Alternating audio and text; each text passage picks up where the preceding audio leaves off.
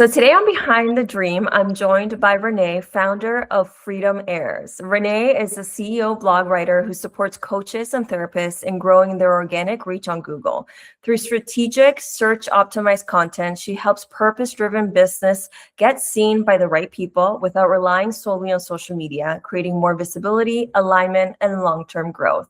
Welcome, Renea. Thank you so much for being on here.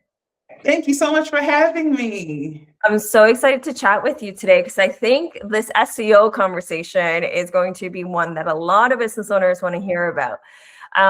So let's actually just start there. What can you tell us about SEO?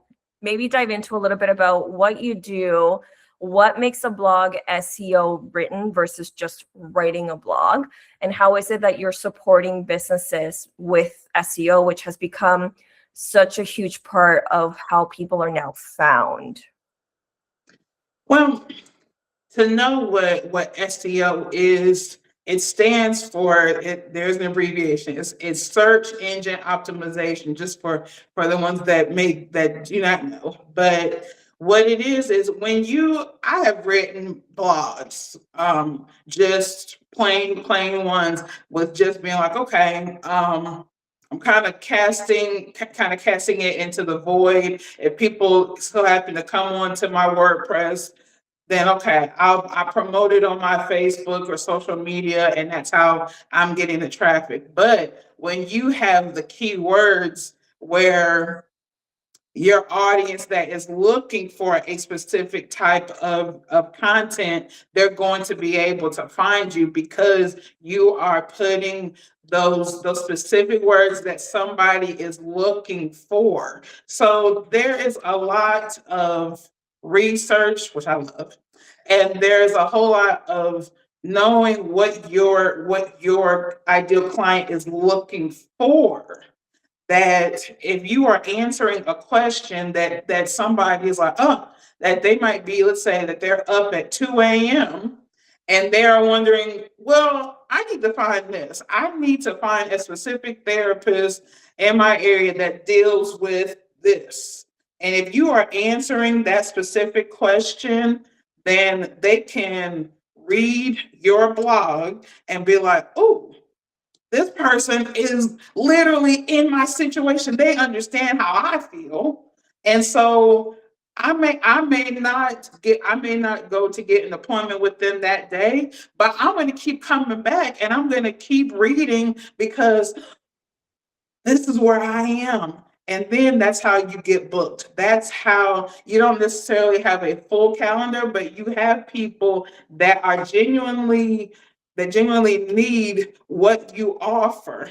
And that's how you get super fans, when you have people like that are like, okay, all right, Hannah, here's me.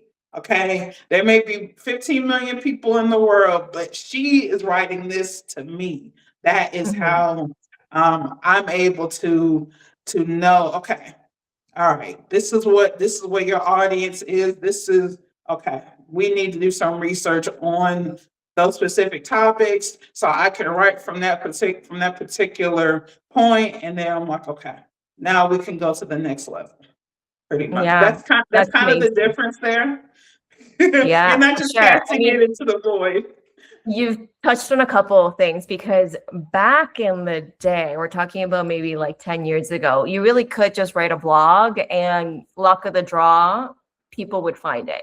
Now it doesn't necessarily work like that. Like you said, you need to have certain keywords on there. But I like that what you're saying is like a lot of the times it used to be, we just need to make sure that this word shows up on this blog this amount of times for it to populate. Versus what you're talking about, it's like, well, it still needs to resonate with your ideal client because it doesn't bring you any money, like any new leads, to just have a blog with keywords that doesn't actually relate to anything that you offer or anything that anyone is looking for.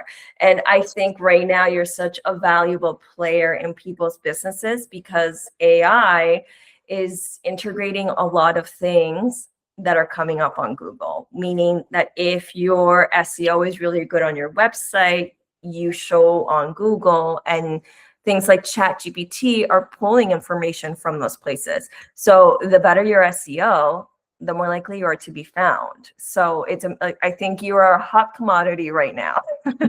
Thank you.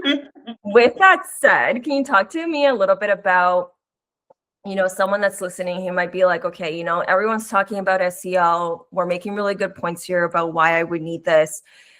Someone that's maybe either not 100% ready to hire you or like thinking about it, what's one tip or strategy that they could actually implement right now to help them? I want you to think about the people that you're serving. I want you to start polling the people that you are serving. What is a popular question that you see that comes up with the people that you are already serving? And think about that and probably multiply that by, I'll say 100, because that's how many more people that need to ask that specific question that you could be missing because you're not writing to them. So I do want you to poll the people that you are serving. If you are a therapist, if you are a coach, there's something that your people are coming to you with that you're like, ooh, they keep asking me that. I keep writing something like that in my notes. What is that? What is that question? I would encourage you, if you don't know what that question is, to find what that question is with your people right now.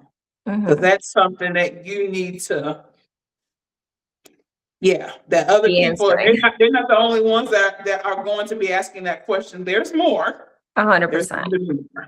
Yeah, you're spot on. I would agree with you. I always say, like, if one person has a question, a lot of people have the question. It's like, think of yourself back in school and you're like, thank goodness that person asked that because I was wondering, but I was just too nervous to say it, right? Yes. Yeah. That's right. That is a great tip. So once we know what that question is that people continuously ask, what would you recommend that they do with that? One thing I would have you to do with that is, now that you know, and if you're like, well, I don't know if I want to hire a writer. I mean, writers are expensive. Well, if you're not going to write a blog, then at least make sure that you are putting those different questions on your website, even if it's not a blog, because you could be like, okay, if you find yourself asking these particular questions, then they could be like, okay, that is a certain question that I'm having. That is, and then you can a blog can go into a whole lot more depth, but as long as if you answer that and you're on your particular, let's say on that first page, that intro page, and you say, okay, well then this is how I can help you with this. We have some answers, we have some solutions in place for you. And so I think that would be a great way. And then you do a blog also with that, like, maybe a little later on, then that can really hammer home for other people that may not necessarily read that first page. They may be like, let me go to the blog tab. I want to read the blogs first, and then I want to see.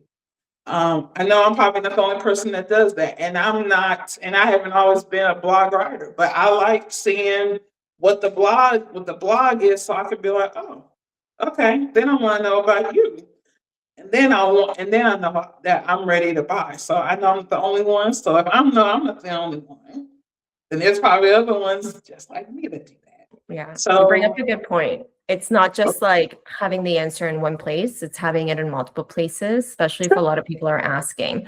Now, you mentioned something interesting. You said, I wasn't always a blog writer. So I want to find out what sparked you or inspired you to start this business. I went through the mulberry bush a little bit because I've always loved writing. I did it just writing in my journals, as a teenager. And then I was like, oh, And I said at 13, I said, one day I'm going to write a book. I'm going to write a book one day, and I'm going to have Steven Spielberg. He's going to direct the movie version of the book because I'm a huge Indiana Jones fan. So I said, yes, he's going to do it. And I'm going to write a book one day when I retire, when I'm like 60 or something, when I'm like 70, I'm going to do it. But so the love of writing has always been there. But I didn't go to school for writing. I wanted to be a marriage and family therapist, which is funny. I wanted to, and I'm going to go back to school and get my master's, and I'm going to do that. And then the book writing will come later. That's kind of where I was leading as I was going into the end of my 20s into my 30s. I was like, yep. But then the writing still kind of came back, and I said, maybe I should do something with this. So I kind of started small. I had my own blog for some years, and that's when I learned about SEO because I had no clue of what it was. And I was like, what is this? I can't just write a blog and send it out into the void, because that was me. But I had to learn what SEO was, and that was my first taste. But I started writing 2021, I started writing more for my blogs, and then I said, I'm gonna start doing proofing and editing. I'm gonna start there. And then I was like, I love to write. That's always been my passion. I was like, just jump in and kind of do that. So I switched to eventually be like, okay, now I'm at home base. So I love the blog writing. I did ghost writing for a while, but I love the blog writing because, you really get to help businesses. And that's in my heart is what I love to do is establish legacies of businesses so they can grow and they can go higher. So I'm like, yeah. I love that. Growth. Established legacy. I love helping, and I love, being behind the scenes in a certain way. So I'm like, yeah. Now I'm home.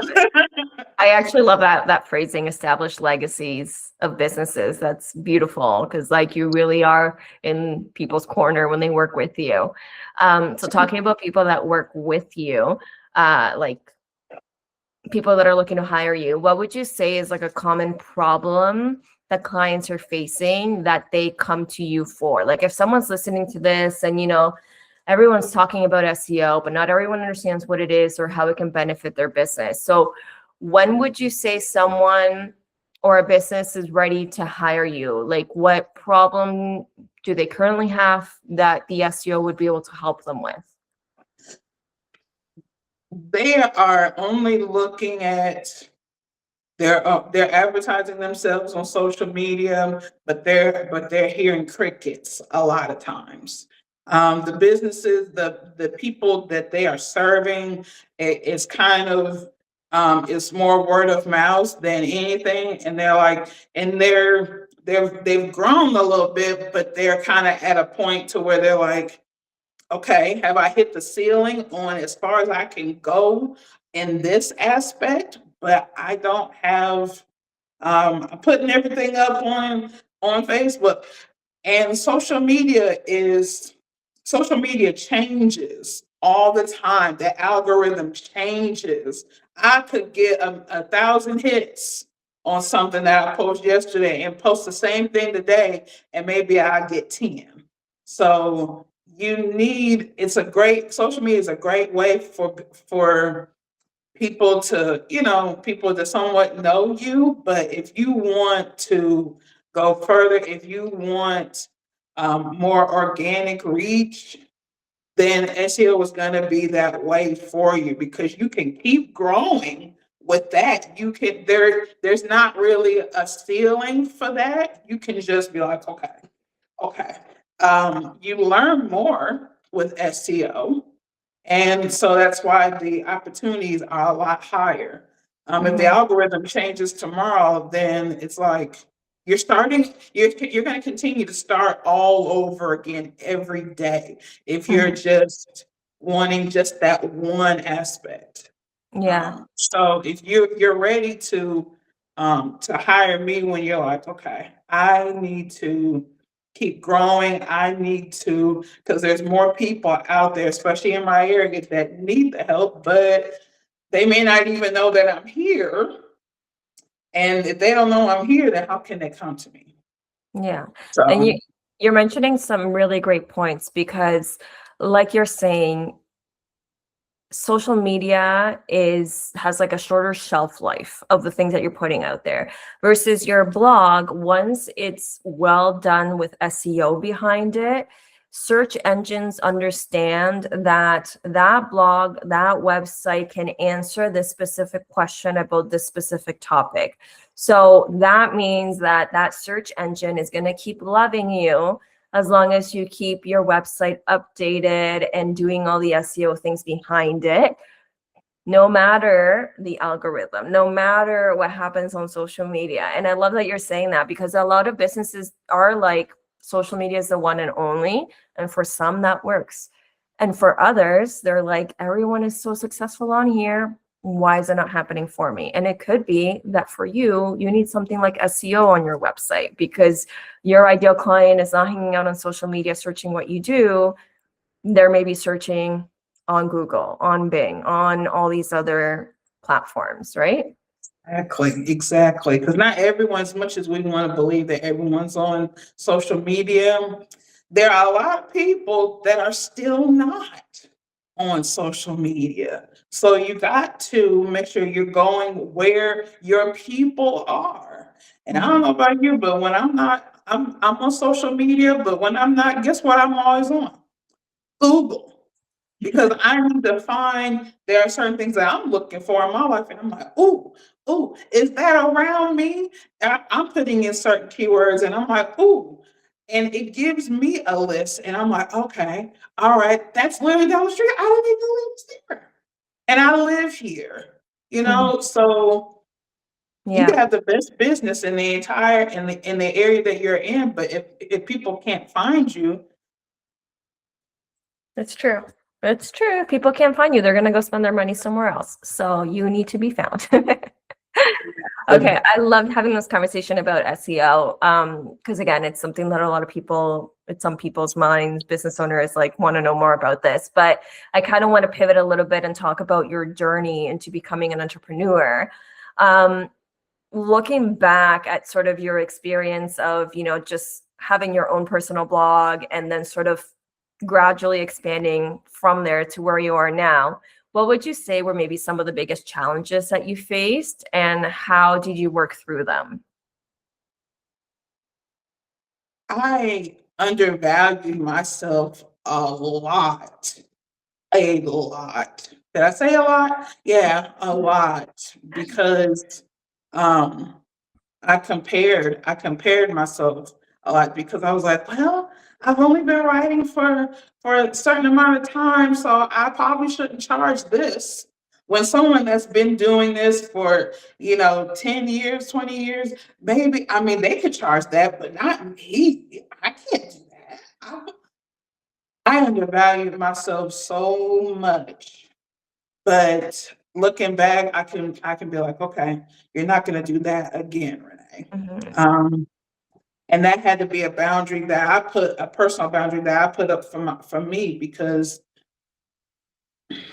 yeah, there are going to be other writers. There are going to be people that have been at this a lot longer than I. However, However, I'm called to do this. I truly believe that there are things that I put together because I don't necessarily come from a writing background. I come from more of a psychology background more than anything. So I kind of come in with a completely different view of things because Mhm. I have that experience. So by undervaluing, I accepted certain prices that I would never accept again. But I kind of, I guess I needed to learn that so I would know, no. Yeah, I will No. say a lot of people, a lot of business owners, a lot of entrepreneurs have that same predicament of what do I price things at? And, a lot of the times the train of thought goes to what you're saying. It's like, I'm one of many out there, and people have been doing this longer than I have, and they're charging different prices than I feel like I should be doing. But like you said, they're not you. They're not thinking about things the way that you think about them. They don't rate things the way that you rate them. You have value that you bring to it. And what I always say, it's, like you said, it's like you had to kind of go through that learning experience of like charging what you did back then to what you charge now, to be able to charge what you charge now with confidence. So, lucky for us, we live on the internet, which means that we can change things whenever we want. It's not an ad in the newspaper that you can't bring back once you put a price out there. And I always say to clients, like, you have to price on two things. One, if it's priced too low, you're going to dislike doing the work because you're going to say, wow, I'm not getting paid enough to do this. This sucks. And if you price too high, you're going to feel awkward telling people the pricing when they ask you, how much would this cost? So you have to find that sweet spot of what you feel comfortable with. And then, like you mentioned, that's going to continuously change as you continue to grow within your business. Exactly. Right? Yeah. Exactly. I think that's such a great thing you brought up, because I know a lot of business owners that have that thought of like, Yeah, and you want to, and you also have to realize too that we live in a world where we have businesses and we need to pay for things. We don't want to make it so low where we can't go higher. We can't scale in our own business because we are literally down here. So we don't want to do that, and we all still have to live. I know me. I like having a warm place to stay. And I love that I go in the refrigerator and there's food in there. I happen to like that. Yep. So, I can't charge too low. But I'm also not trying to turn into Elon Musk tomorrow either, because so there, like you said, there has to be a sweet spot, but you have to also know what you are worth and what you are doing and how valuable that is. And it's like, if your price is too expensive for some, then that's okay. Not everybody. Another thing I learned is not everybody is your client. Just because they talk to you does not mean they're going to hire Renee today because, hey, Renee works with coaches and therapists. Does that mean that every coach and therapist is going to hire me? Maybe not, as much as I would like for it to, but is every particular one going to? No, and that's okay. As long as I know, like, okay, well, this is where I'm at. When I continue to learn more and I continue to do more, then I might change my prices again, but I probably will. But I'm learning, and I'm still like, okay, this is what I'm gonna do. And I think you're touching on something important too, that it's, you're learning yourself, not only like the work that you're putting out there, but building your business, right? It's, it's almost like goes hand in hand. And one thing that I would say, it's you kind of need to know what your measurement of sold out is, because especially in what you do currently, if it's just you yourself, like, what is your sold out? How many clients is that? How many blogs is that? Because you're doing the research, you're dedicating the time, blah, blah, blah. So then once you hit that sold out or you're nearing it, that's when you're looking at it going, okay, I worked this many hours this month. Am I happy with the money that's coming in? No. Okay, it's time to up it, And sometimes it's better to have a select amount of clients versus like thousands that you can't fulfill the work properly or to the level that you want, or, be able to work with them more in depth because, your time is stretched thin. Exactly. So true. Yeah. So that brings me to two of the questions that you had actually for the coaching part of our call today, of our Behind the Dream. You actually had three things, but we'll try to get through two of them today. And that's the team aspect of this. So one of the things you had is when to build my team. So that is a great question. And there's multiple ways of answering this. So I'm going to answer it with the first that comes out because that's the one that you need to hear. I'm a true believer in that. Like, this is what you need to hear. You build your team when you're not ready. And what I mean by that is I'll share my own personal experience. So aside from my coaching side, I also have a marketing side to my business. And when I realized I was ready to build that out, it was when I noticed that I was spending a lot of time writing, funny enough. I was spending a lot of time writing social media, writing blogs, writing things for clients. And that was about 20 hours of my month that was going towards that. And I said, if I were to outsource this to someone else to do, like bring someone on my team to do this, that's 20 hours I'm going to get back that I can dedicate to these other parts of my business. So it's almost a twofold answer here. First of all is, if you had more free time, what would you dedicate your time to? That's the first thing you need to figure out. A lot of the time we say, I want more free time to do whatever I want, nothing related to my business. And then when you get that free time, because we're programmed that work comes before everything else in our lives, we make ourselves have busy time. So we end up doing things for our business that don't actually move it forward. Even though we said we wanted free time to do whatever we wanted, not business related. Sometimes it is business related, where you go, if I had these 20 hours to spare, I could spend it finding new clients. I could spend it doing this, doing that, right? Because a lot of the times when we're working to get things done for our clients, the things that move our business forward get put on the back burner, like posting on social media, doing that blog for your own website, updating your website, all those things that need to get done that are going to make a difference, go back there because you're focusing on your clients, right? So it's also identifying what aspect of your business do you feel comfortable either having support, so someone else working alongside you, or passing off. That could be that, some of the blogs, maybe for the clients that you've had for a long time, like let's just say you had a couple clients for a couple of years, you're so confident in what you're putting out to them, and you have enough resources of how their tone and style of writing is, those would probably be the first things that I pass off to someone else. And when I say that, in your situation, I would hire someone as an extension of your team. So they are a representative of Freedom Heirs, right? And maybe they're a junior blog writer, not a senior blog writer. So you would be the senior blog writer.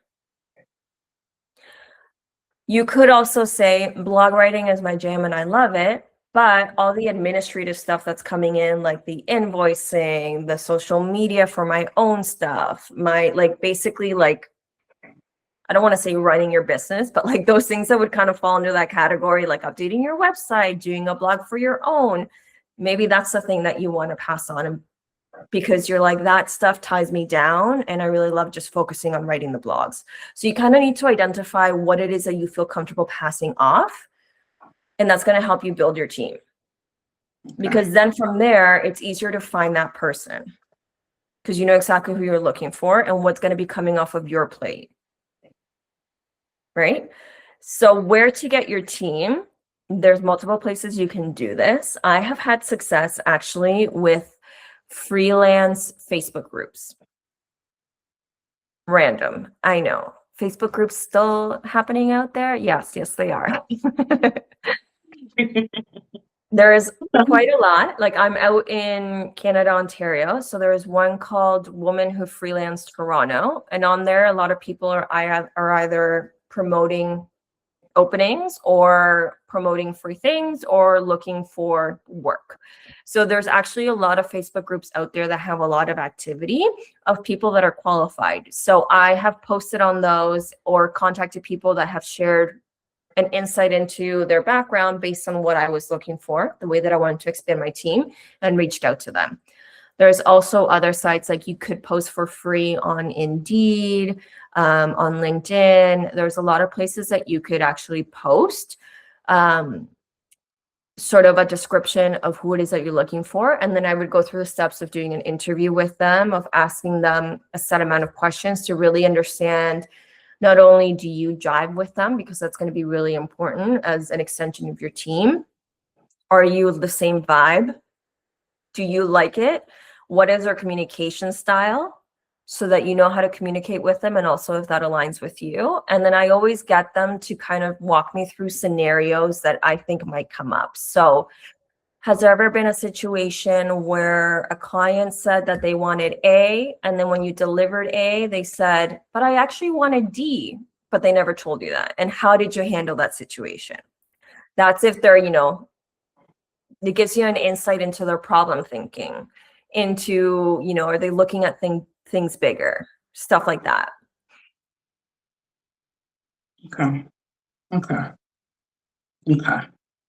I'm making notes. Yeah, I see the questions. Do you have any questions as I'm going through this?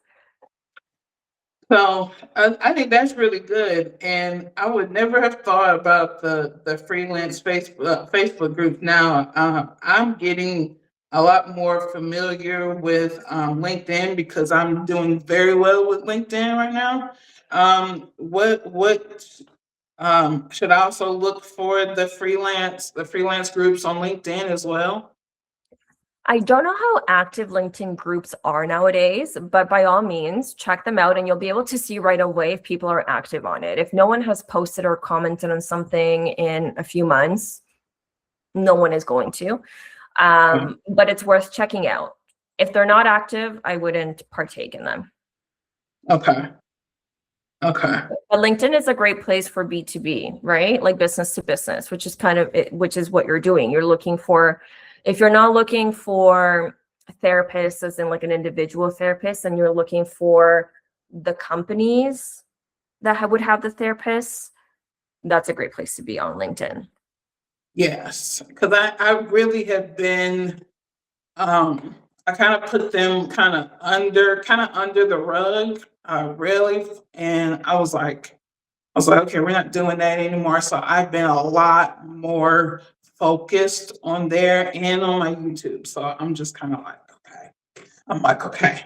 I'm really just kind of going all in, because Facebook is, I'm like, okay, I'm familiar with them, I'm familiar with TikTok, but those other ones I need to, so I've been doing a lot better with that. But okay. Yeah, no, LinkedIn is fantastic for finding, connecting with businesses. One thing that I would recommend you look into if you haven't is that you can actually create a newsletter on LinkedIn. Have you looked into that? I did not know that you could create one on LinkedIn. Yes. I haven't been on it recently. I'm not going to lie to you. I haven't been on it recently, so I would double check that that's still a feature, but I'm pretty sure it is. But basically what it is that you used to have, and I think you still do, the option to like post an article on LinkedIn, which is basically a blog post. But they have modified that. So if you wanted to continue like a series, you could set it up as a newsletter that people subscribe to on LinkedIn. So you can actually send out an invitation to your connections to subscribe to the LinkedIn newsletter, and then they get an update whenever you post something in the newsletter. In terms of format, it's very blog-like format. Okay, you gave me some homework. Okay. All right. And I like homework. Well, I do now more than I did. More than I did in school. Yeah. But okay, that's cool. Thank you for that. Thank you for that. Of course. Do you have any questions? I don't think I have any anymore. It's been really great to, I need to move even more when I'm not ready, because I've been hearing, people talk about their teams, and I was like, okay, when? And now I feel like I'm in a place where I'm like, okay, this business has a potential to go to a very high height, and there's certain things that I need to have in place before it gets there, so that I'm like, I'm just like, okay, I can give this, And eventually it goes into my long-term plan, because I said I want to eventually replace myself and be the face of my company, to where I'm going out on lunches to bring in more clients. But then other writers, the next generation of writers is coming in, and I'm like, okay, you're gonna do this, they're gonna do this. I'm kind of gonna supervise and maybe teach writing courses in our business. Love it. But I want to eventually, be able to replace myself, because it's the next generation. I'm real big on that, on legacy. So I want the next generation of writers to be like, okay, this is what I Love it. need to do eventually for my business. So Yeah. yeah. It sounds So like you already have some of those answers to the questions that I was saying you need to figure out, which, like, what are you doing? Replacing yourself, or an extension of you, or admin? So that's really going to help you. And I like the thought process of this next level of your company becoming sort of a hub for blog writers. And I'm going to share this with you because this is coming to mind, and it kind of touches into one of your other questions about thinking bigger. There is a jewelry company out here that you reach out to with whatever it is that you're looking for, and they'll pair you with one of their artists based on what you're looking for.